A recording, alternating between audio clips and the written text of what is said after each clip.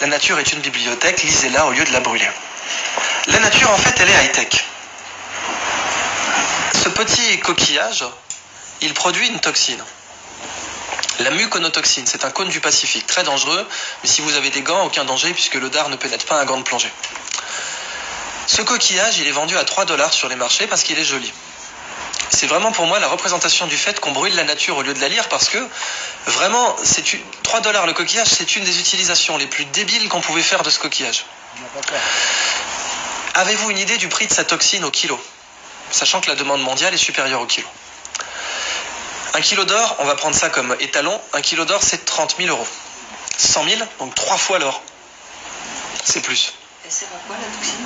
Elle est très utilisée en neurotechnologie, elle permet de faire des neurotechnologies avec un niveau de détail incroyable, donc c'est des nanotech, neurotech, elle est aussi utilisée en neurochirurgie, etc. Très grosse demande mondiale qui ne fait qu'augmenter. Je vous laisse faire le calcul, 800 $ le milligramme.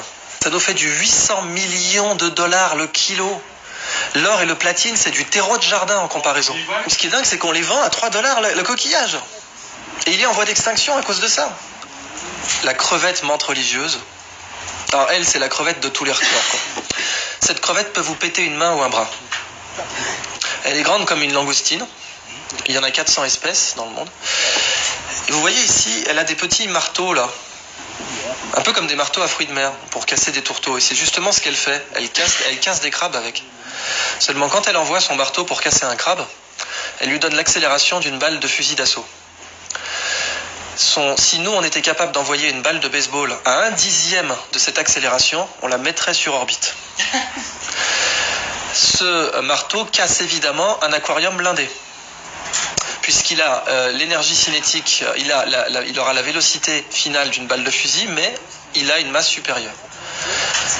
Évidemment, si vous l'arrachez, il repousse, parce qu'après tout, pourquoi pas. Cette crevette, quand elle envoie son marteau, il se forme des étincelles sous l'eau. Ça va tellement vite que vous avez des étincelles. Et ces étincelles, on les a mesurées à 22 000 Kelvin, c'est la température à la surface du Soleil. Quand cette crevette envoie ses marteaux, il se forme une bulle d'air autour qui s'appelle une bulle de supercavitation. La supercavitation a été étudiée au départ par l'armée russe pour faire des torpilles qui peuvent aller à plus de 150 km/h sous l'eau. Et aujourd'hui beaucoup plus, paraît-il. Des torpilles Shkval, dont les Russes ont donné la technologie à l'Iran, ce qui serait une des grandes raisons pour lesquelles les Américains n'ont pas déployé de porte-avions trop proches des côtes iraniennes, parce que ces torpilles peuvent sniper un porte-avions.